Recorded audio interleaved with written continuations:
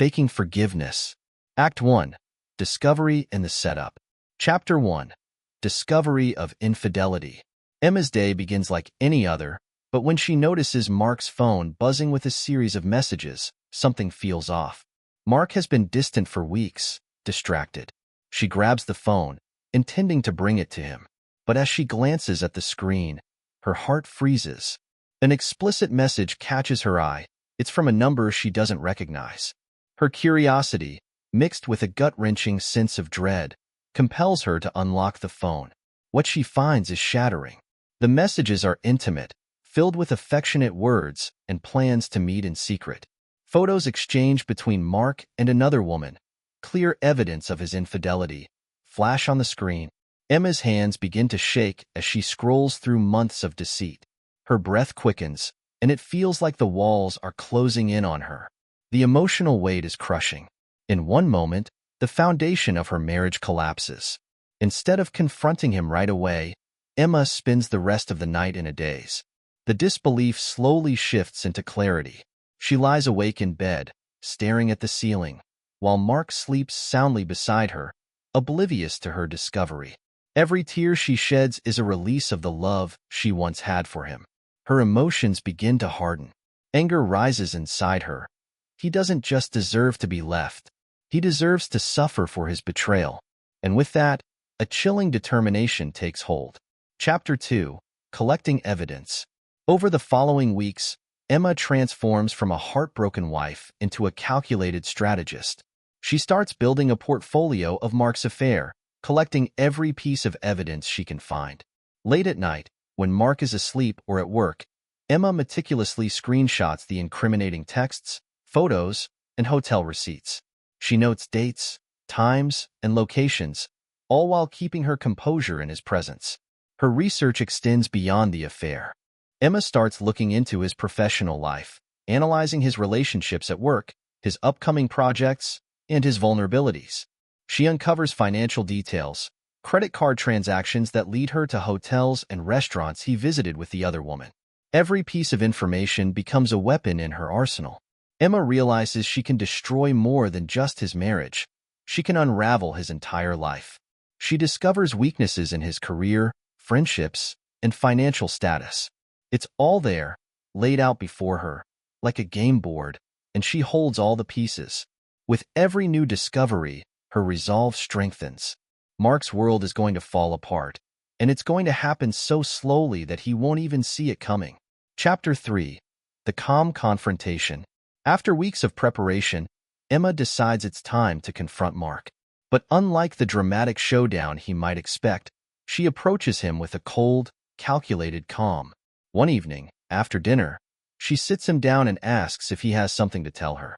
Mark, sensing something is wrong, becomes defensive, but Emma stays eerily composed. She lets the silence linger until the weight of his guilt becomes unbearable. When he finally admits to the affair, it's more out of fear than remorse. His voice is shaky, his hands fidget nervously, but to his surprise, Emma doesn't scream or cry. Instead, she nods slowly, her face expressionless. She tells him she already knew and had been waiting for him to confess. This unnerves him. He wasn't expecting such a calm reaction. Then, in a chillingly quiet voice, she says she's willing to forgive him. She tells him they can work through this, but only if he agrees to keep the affair a secret from everyone, for the sake of his reputation and their marriage. Mark, overwhelmed by guilt and the chance to make things right, is relieved. He eagerly agrees, promising to end the affair and commit fully to her. Little does he know, Emma's kindness is a mask. Every word she speaks is laced with hidden malice, her forgiveness a calculated trap. Mark has no idea that the woman sitting in front of him is not the wife he thinks he knows. She's already begun executing her plan to dismantle his life. Chapter 4. False Reconciliation. In the days that follow, Emma throws herself into the role of the perfect wife. She supports Mark at work events, plays the doting partner at social gatherings, and shows more affection than ever before. They begin couples therapy, where Emma skillfully convinces the therapist that they're making real progress. Mark, desperate to believe they're healing, is lulled into a false sense of security. At home, Emma encourages Mark to talk about his guilt, but only in ways that deepen his insecurity.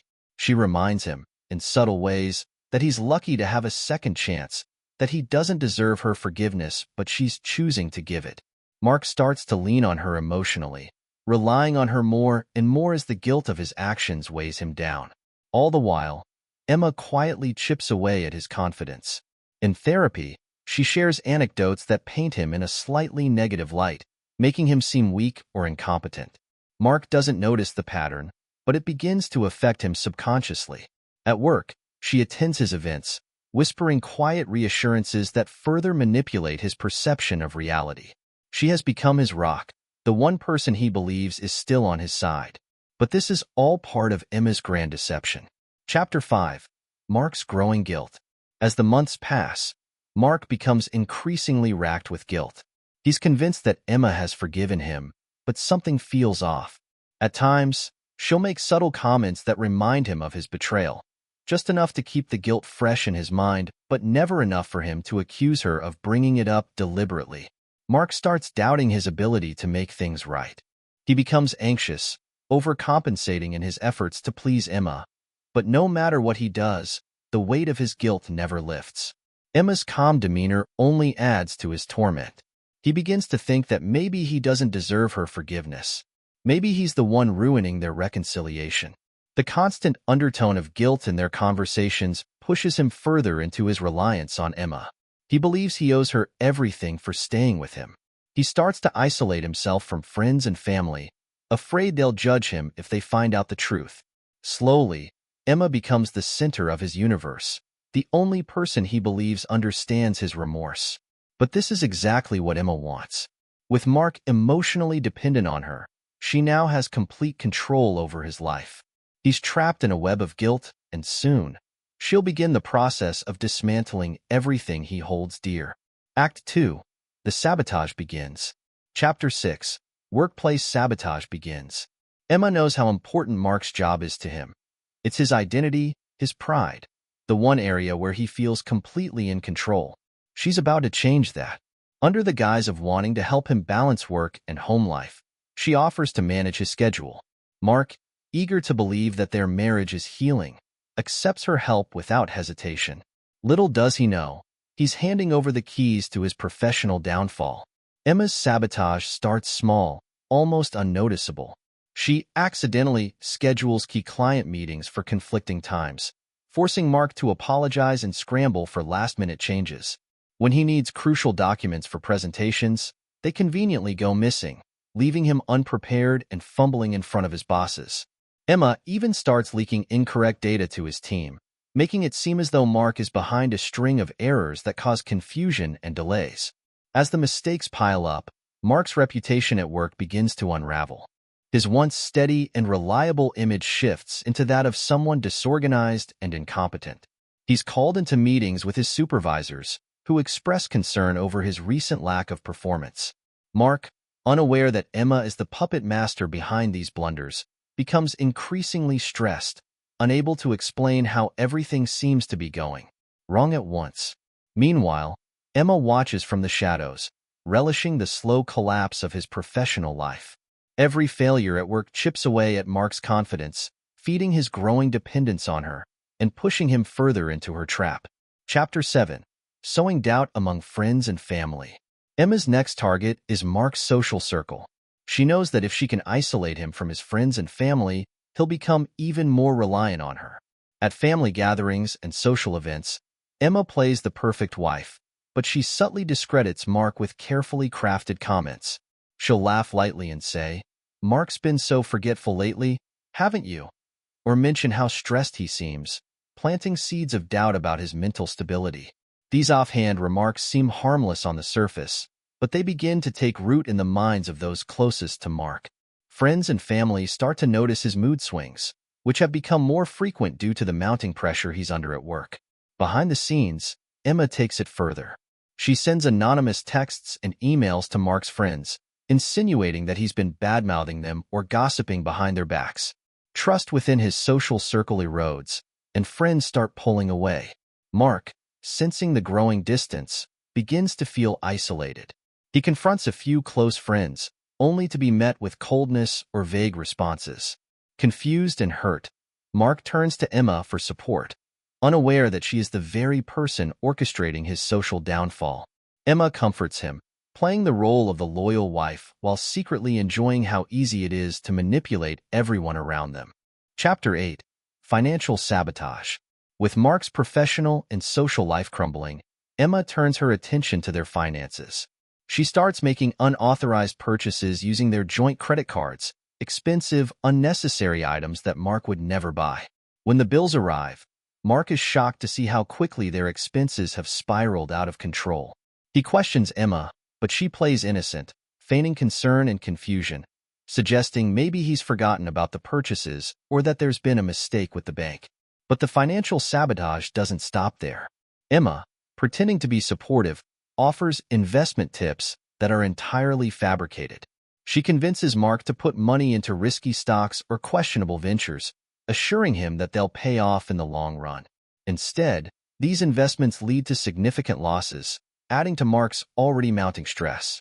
Mark feels the weight of financial instability closing in. He struggles to balance the bills, the debt, and the growing pressure at work, all while trying to maintain the facade that everything is fine. Emma, meanwhile, watches as her plan takes shape. Mark's financial ruin is imminent, and his dependence on her deepens as he struggles to hold everything together. Chapter 9. Gaslighting Mark. Emma's psychological warfare escalates. She begins to gaslight Mark, making him question his own reality. It starts with small, seemingly innocent acts. She moves his wallet or keys and then places them in obvious spots, claiming they were there all along. Mark, already frazzled by the chaos in his life, begins to doubt his memory. She subtly changes details about conversations or events that never happened, insisting that Mark said or did things he doesn't remember. When he denies it, Emma calmly reassures him that it's understandable he's forgetting things, considering how stressed he's been. These little mind games begin to take their toll. Mark feels like he's losing control over his own mind, doubting his memory, his decisions, and even his sanity. Mark, desperate for stability, turns to Emma more frequently. She becomes his anchor in the storm, the one person he thinks he can trust. But all the while, Emma continues to manipulate him, deepening his reliance on her and further eroding his sense of self. Every time he tries to regain some control, she's there to pull the rug out from under him. Chapter 10. The False Reconciliation Ceremony. Midway through the story, Emma decides it's time for the ultimate power move. She suggests to Mark that they renew their vows. After all, they've come so far, and what better way to signal a fresh start than with a ceremony to recommit to each other? Mark, eager to believe that they're truly healing, jumps at the idea. He wants to put the past behind them and is touched that Emma seems ready to move forward. They plan a small, intimate ceremony with just close friends and family. Mark throws himself into the preparations, thinking this is the turning point for them. He's filled with hope, believing that after everything, they can finally be happy again. The day of the ceremony arrives. It's a beautiful afternoon, and Mark is surrounded by the people he loves, prepared to make his vows to Emma once more. But just as the ceremony begins, Emma makes her move. Instead of recommitting to their marriage, she pulls the ultimate betrayal. During the ceremony, Emma accidentally leaks compromising photos and texts from Mark's affair to the guests. Phones begin buzzing, whispers spread like wildfire, and confusion turns to shock as everyone realizes what's happening. Mark is left speechless, blindsided by the sudden reveal. The humiliation is immediate and public. Everyone sees the evidence of his betrayal: his friends, his family, and even the therapist who believed they were making progress. Mark, utterly humiliated and heartbroken, stands frozen as the life he thought he was rebuilding crumbles around him. Emma, with a serene smile, watches as her plan reaches its climax. Mark's downfall is complete, and she has orchestrated every second of it. Act 3. The Unraveling. Chapter 11. Mark's Professional Downfall. The unraveling of Mark's professional life begins in earnest. Emma's relentless sabotage intensifies, and the walls at work start closing in. It begins with small, anonymous complaints made to HR, allegations of Mark's inappropriate behavior, his unprofessional conduct in meetings, and a supposed lack of focus that's impacting his team. These accusations are vague, but concerning enough to raise red flags. Emma, ever meticulous, plants evidence to back up these claims. A sensitive email from a female colleague is mysteriously forwarded from Mark's account late at night. Confidential documents are found on his desk after hours, left unsecured. Emma even arranges for damning rumors to circulate about Mark's behavior at office parties, suggesting that he's been making unwelcome advances toward female colleagues. These rumors gain traction, and HR has no choice but to open an investigation. Mark is called into a meeting with HR. He's blindsided by the severity of the accusations. He tries to defend himself, but every explanation he offers sounds thin in the face of the evidence Emma has carefully curated. His frustration mounts, but the more he argues, the more defensive he appears, reinforcing the perception that something is wrong. The investigation leads to Mark being placed on a forced leave of absence. He's told to take time to reflect, while the company reviews the allegations. It's a crushing blow. His colleagues avoid him, his team keeps their distance, and the office becomes a hostile environment. His once stellar career is now on the verge of total collapse, and he can't understand how everything has spiraled so far out of control. Mark returns home in a daze, unaware that Emma, with her seemingly sympathetic support, has been the architect of his demise. Chapter 12. Friends turn on him. As Mark's professional life deteriorates, his personal relationships follow suit. His friends, once his closest allies, have begun to distance themselves. Emma's subtle manipulation has done its work. Her constant hints about Mark's supposed reckless behavior and mood swings have sown deep seeds of doubt. At social gatherings, Emma has perfected the art of dropping just the right comment at just the right moment, always positioning herself as the concerned wife, trying to help Mark through his difficult time. Meanwhile, Emma continues to send anonymous messages and emails to his friends, further straining their trust in him. Some of these messages suggest that Mark has been badmouthing his friends behind their backs, making cruel comments about their personal lives. In reality, these messages are fabricated by Emma, but they create a wedge between Mark and the people he's known for years. Even his family starts pulling away. Emma has been feeding them lies for months, painting a picture of Mark as someone spiraling out of control. She tells them he's been drinking excessively, gambling away their savings, and displaying erratic, unpredictable behavior. His parents, concerned and confused, stop answering his calls as frequently. His siblings, once close, start declining invitations to visit. Mark feels utterly alone, abandoned by the people he thought he could rely on. The isolation is devastating, and he can't shake the feeling that no one believes him anymore. Only Emma seems to stand by his side, but even her support feels strained. He's too beaten down to question it, not realizing that she's the one orchestrating his complete alienation. Chapter 13. The Financial Collapse. As Mark's personal and professional lives continue to collapse, Emma turns her attention to the final pillar, their finances. The credit card bills have been piling up for months. Unexplained charges, overspending, and missed payments have all added up. Emma, of course, plays the innocent, acting just as surprised as Mark when they discover the financial mess they're in. But instead of helping him solve the problem, Emma encourages Mark to make increasingly desperate decisions. She suggests selling off his personal assets, starting with his expensive watches, his car, and eventually, the small investment property he bought years ago. Emma frames these decisions as necessary sacrifices, manipulating Mark into thinking it's the only way to keep their financial situation from imploding further. Mark reluctantly agrees, selling off piece after piece of his former life, believing that it's the only way to get out from under the crushing debt. Each sale feels like a blow to his pride, but he convinces himself that Emma is right. What choice does he have? At the same time, Emma makes sure that bills continue to go unpaid, credit cards max out, and their financial situation worsens. Mark's credit score plummets, and they're on the brink of financial ruin. He's completely unaware that Emma is the one pulling the strings, orchestrating their collapse while feigning concern and support. Chapter 14. Mark's Breakdown. With his career in shambles, his friends and family turned against him, and his finances in ruins, Mark's mental health begins to unravel. The anxiety that has been simmering beneath the surface for months finally boils over. He starts experiencing panic attacks. His heart races, his hands tremble, and he feels like he's suffocating under the weight of it all. Sleep becomes impossible, as his mind races with thoughts of failure, betrayal, and hopelessness. Emma, always one step ahead, escalates her psychological manipulation. She continues to gaslight Mark, moving his belongings around, questioning his memory, and suggesting that maybe he's losing his grip on reality. She brings up conversations that never happened, making Mark question his own recollection of events.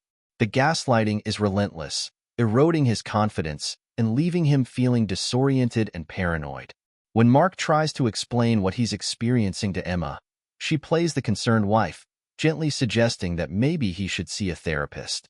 She implies, ever so subtly, that perhaps he's suffering from a mental health issue, feeding his growing belief that something is fundamentally wrong with him. Mark, broken and desperate, begins to believe that he is indeed the problem. He becomes more dependent on Emma than ever, clinging to the one person who seems to be standing by him, unaware that she's been the source of his destruction all along. Chapter 15. The Fake Pregnancy. Just when Mark thinks he's reached rock bottom, Emma delivers the final blow, a fake pregnancy. She chooses her moment carefully, waiting until Mark is at his most vulnerable. She tells him the news during a quiet evening at home, her eyes wide with joy and anticipation. "I'm pregnant," she says, and for a moment, Mark feels something he hasn't felt in months, hope. Mark is overwhelmed with emotion. Despite everything, he sees this as a chance to save their relationship, to turn things around. He clings to the idea that a baby could be the fresh start they desperately need, a reason to push through the pain and start rebuilding their lives. But Emma uses the fake pregnancy as another tool of manipulation. She becomes more controlling, dictating every aspect of their lives under the guise of protecting their future child. She insists on financial sacrifices to prepare for the baby, demands that Mark cut ties with any remaining friends she deems negative influences, and pushes him to focus solely on their family. As Mark's career, finances, and social life continue to crumble, Emma quietly prepares for her final act of revenge. The fake pregnancy gives her the leverage she needs to maintain complete control over him, all while orchestrating the final stages of his downfall. Mark, now emotionally, financially, and mentally shattered, has no idea what's coming next. Emma's revenge is almost complete, and she's about to deliver the ultimate blow, the one that will leave him with nothing. Act 4. The Climactic Downfall. Chapter 16. The Company Event. The final stages of Emma's intricate revenge plan are set into motion at a high-profile company event, an annual gala hosted by Mark's firm, attended by top executives, influential clients, and key players in the industry.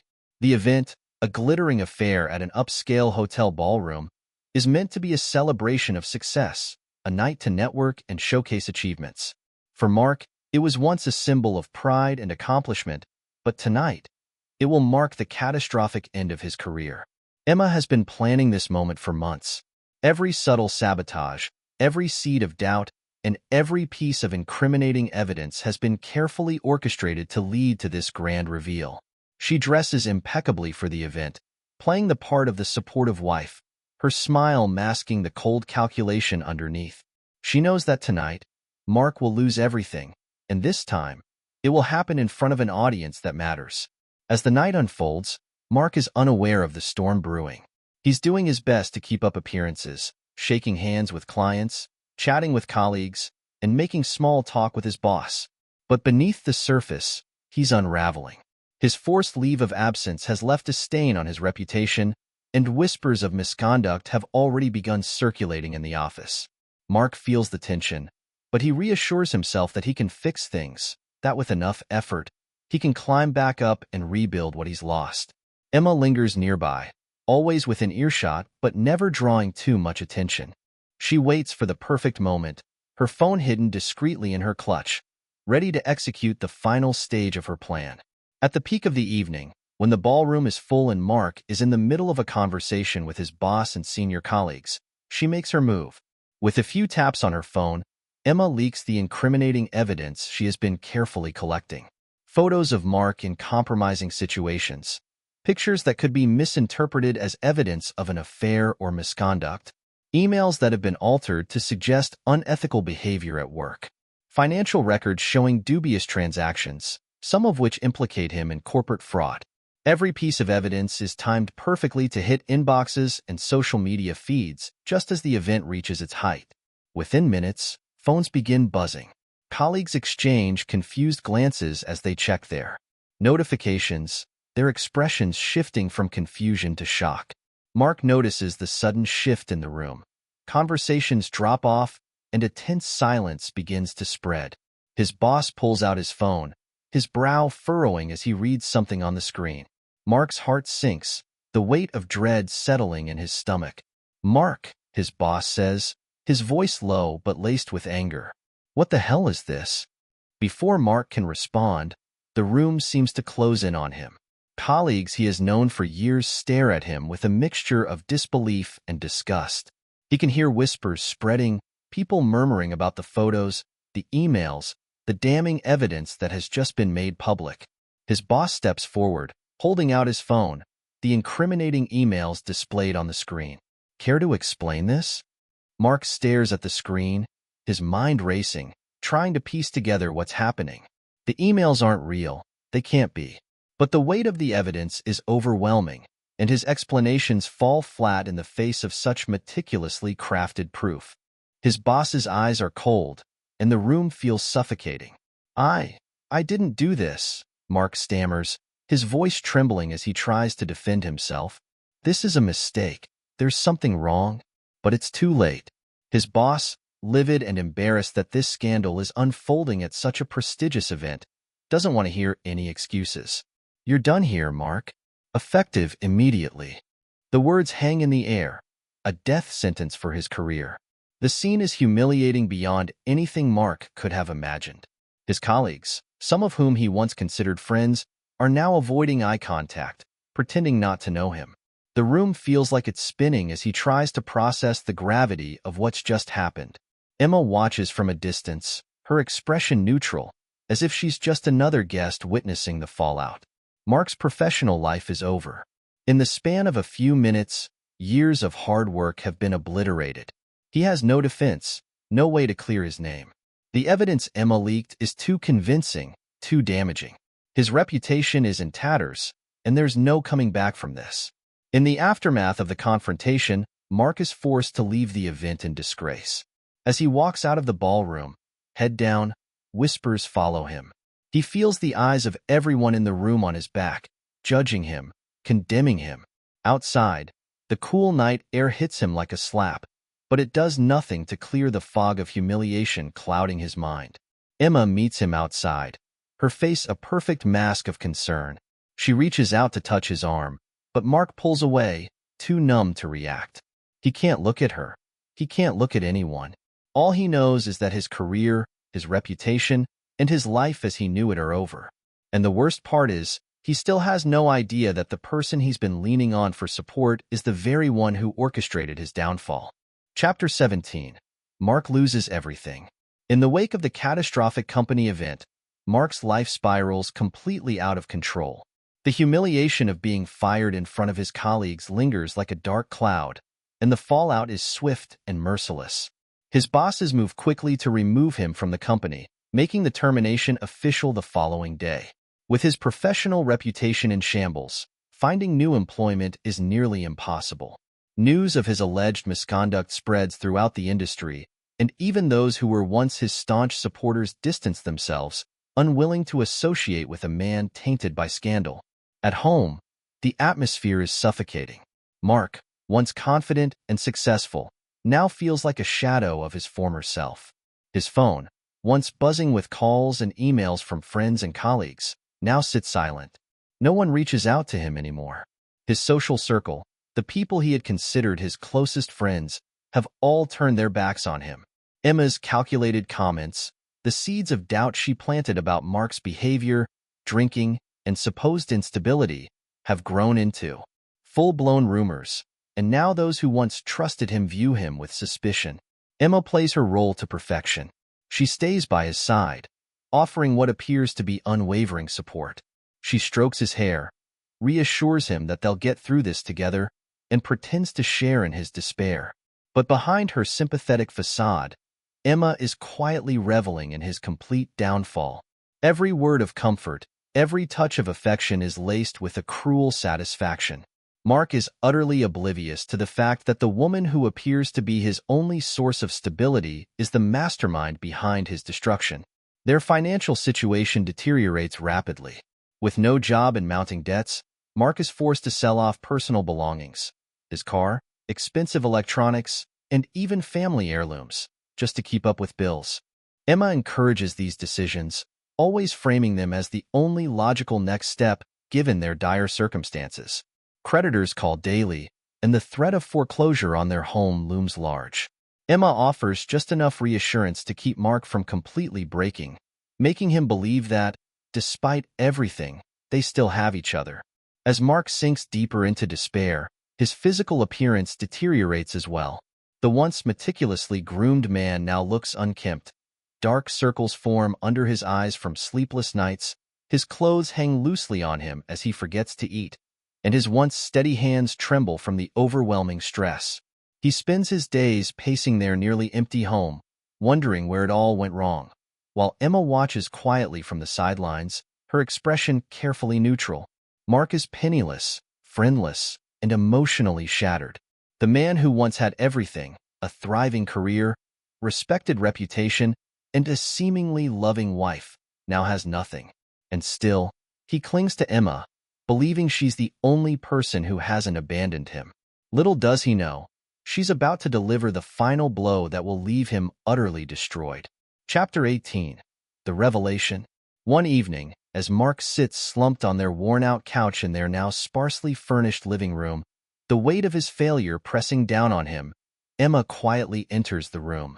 She carries a small stack of papers in her hands, her expression unreadable.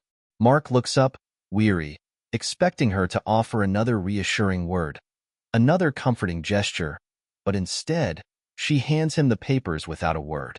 Confused, Mark flips through the documents, his heart pounding as he realizes what they are: divorce papers. His hands tremble, and he looks up at Emma, eyes wide with disbelief. "What is this?" he asks, his voice hoarse. Emma's expression is calm, almost eerily so. She takes a seat across from him, crossing her legs neatly, and watches him for a moment before speaking, her voice cold and devoid of any warmth. "It's exactly what it looks like, Mark," she says, her tone matter-of-fact. "I'm leaving you." Mark shakes his head, struggling to process her words. "But why now? After everything? I thought we were working on things." You've been helping me," he stammers, unable to comprehend how the woman who stood by him through all of his recent hardships could be doing this now. A cruel smile flickers across Emma's lips, and for the first time, Mark catches a glimpse of the true person beneath her mask. "Oh, Mark," she says softly, leaning forward slightly. "You really thought I forgave you, didn't you? You thought I was still the loving, supportive wife who was going to stand by your side through thick and thin?" Mark's stomach drops. "What are you talking about?" Emma's eyes gleam with satisfaction as she continues. "I never forgave you, Mark. Every single thing that has gone wrong in your life over the past few months, it wasn't bad luck, it wasn't your incompetence. It was me." She pauses, watching as the realization dawns on him, his face growing pale. "I've been systematically dismantling your life since the day I found out you were cheating. Every mistake, every failure, every loss, it was all orchestrated by me." Mark stares at her, his mouth dry, his mind racing to connect the dots. "But the work meetings, the financial issues, the friends?" Emma nods, her smile widening. "All me. I messed with your schedule, leaked false information to your colleagues, sent anonymous messages to your friends and family. I planted rumors about your behavior, your finances, your mental state. Everything that's happened to you, I made it happen." She leans back, crossing her arms, her eyes gleaming with a twisted sense of triumph. "And you didn't even suspect a thing." Mark feels like the ground is falling away beneath him. His chest tightens as her words sink in, each revelation hitting him like a physical blow. The magnitude of her betrayal is incomprehensible. He trusted her, leaned on her when everything else in his life was falling apart, and all along she was the one pulling the strings. Why? Mark whispers, his voice breaking. Emma's smile fades, replaced by a look of cold satisfaction. Because you deserved it. You thought you could betray me and get away with it. You thought you could move on without consequences. But I made sure that you felt every ounce of pain and humiliation that you put me through. She stands up, smoothing her dress, her expression hardening. And now, I'm leaving you with nothing. Mark's hands tremble as he stares at the divorce papers in front of him. His life, his job, his finances, his friendships, has already been destroyed, and now Emma is walking away, leaving him completely alone. He looks up at her, broken, but she's already turning to leave. As Emma walks out of the room, the sound of the door closing behind her feels like the final nail in the coffin. Mark is left sitting in the empty house, the weight of his ruined life crashing down on him as he finally understands the full extent of Emma's vengeance. He has lost everything, and he has no one to blame but himself. Chapter 19. Mark's reaction. Mark sits in the living room, the divorce papers trembling in his hands as disbelief washes over him like a wave. His heart races, pounding loudly in his ears, drowning out everything else. Emma's words echo in his mind, twisting like a knife. I never forgave you. His throat feels tight, constricted by a mix of confusion, anger, and despair. Emma, please, just tell me why, he pleads, his voice cracking. He looks up, desperate for any sign of the woman he thought he knew, the one who comforted him in his darkest moments. But the cold gaze she left behind feels like a final curtain drawn over their relationship. Emma, standing with her arms crossed, shakes her head slowly, her expression hardening. You don't get to ask me why after everything you've done. You made your choices, and now you're facing the consequences. Her tone is devoid of emotion, as if she's already closed the door on any semblance of affection or empathy. Mark rises to his feet, a surge of frustration coursing through him. I thought we were in this together. I thought we could work it out. His voice rises, trembling with desperation, but Emma merely turns her back on him. No, Mark. You thought you could betray me without facing the music. You were wrong. She glances back at him over her shoulder, her expression almost triumphant. I gave you chances to come clean, to change. Instead, you chose to lie. This is what you've earned. He sinks back down onto the couch, feeling the weight of her words crush him. The reality of his situation crashes over him like an avalanche. The woman he had once confided in, the one he had leaned on during his darkest hours, has transformed into his greatest adversary. Emma, I'm begging you, he whispers, his voice breaking as he realizes there's no fight left in him. Without another word, Emma walks away, her footsteps echoing in the silent room. She pauses at the door, looking back one last time. The look in her eyes is one of determination mixed with a cold satisfaction. She's finally free of him. As she closes the door behind her, Mark is left in stunned silence, his world collapsing around him. He sits there in the dim light, feeling the reality of his life setting in. His mind races with thoughts of disbelief, regret, and a profound sense of loss. All the moments they shared flash before his eyes, now tainted by betrayal and manipulation. He can't comprehend how everything unraveled so quickly, how the woman who once vowed to stand by him was the one to orchestrate his destruction. Chapter 20. Emma's Victory. As the sun sets, casting long shadows over the neighborhood, Emma walks away from the wreckage she has created with a sense of purpose. She feels lighter, unburdened by the weight of the past. Each step she takes away from the house feels like a step toward reclaiming her life, away from the betrayal that had consumed her. From a distance, she watches as Mark packs his remaining belongings into his old car. The sight of him, once proud and confident, now broken and defeated, fills her with a sense of vindication.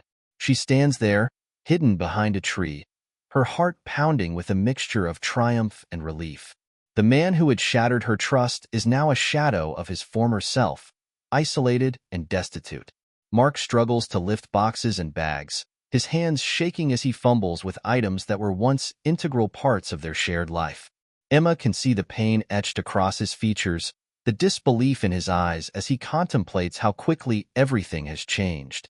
She recalls the nights spent crying over his infidelity, the moments of doubt that plagued her when she thought she might never escape the cycle of betrayal.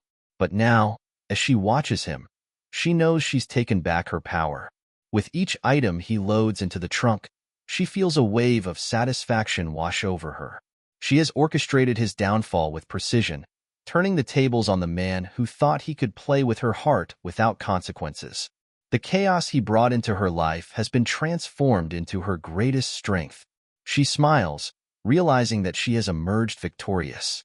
As Mark finally closes the trunk, looking around at the emptiness of their home, Emma turns away and begins to walk toward her new life. She knows that this chapter is closed. She has left behind the pain, the deceit, and the heartache. The future is hers to shape, and for the first time in a long while, she feels a sense of freedom. Epilogue: Emma's new beginning. Months later, Emma stands in her bright, sunlit apartment, surrounded by boxes filled with her new belongings. The divorce is finalized, and the weight of her past has finally lifted.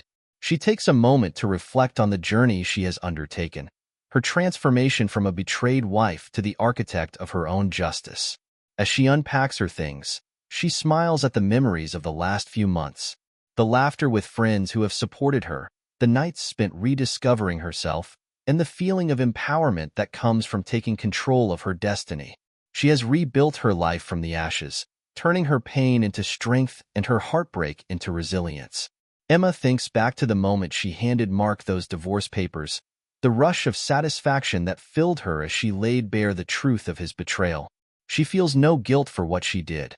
She knows she was right to take back her life.